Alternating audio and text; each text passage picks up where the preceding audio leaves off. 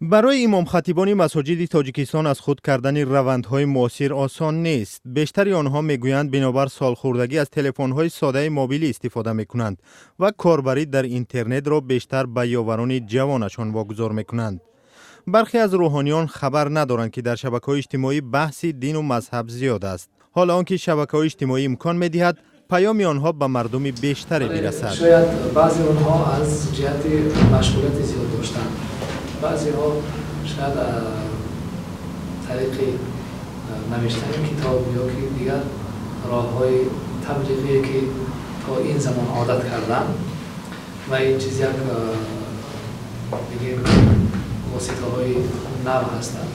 شاید از روی بعضی خادمان دین هستند که استفاده از این چیزها را خوب نمی‌دانند.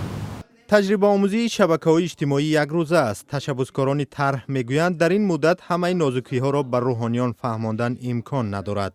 اما مهم این است که امام خطیبان با فضای شبکه‌های اجتماعی آگاه باشند و با کاربران مکالمه راه اندازی کنند. ما با آنها طرز سنجشی به تفصیل دلیل ها را می آموزانیم. همزمان نشان می دهیم که در کدام پیام رسان ها کدام گروهی جوانان هستند و به سوال ها آنها چگونه جواب دادن لازم است. ما اینچنین درباره طرز صحبت با کسانی که احتمالاً افراطگرا شده اند معلومات می دهیم. وظیفه امام خطیبان مقاومت به ترغیبات افراطگرایی نخواهد بود. کارشناسان میگویند از یک طرف آنها با هزارها واعظان افراطگرا امکان رقابت را ندارند. از سوی دیگر سطح دانششان بیرون از موضوعهای اسلامی برای راه اندازی بحث‌ها در شبکه‌های اجتماعی کافی نیست.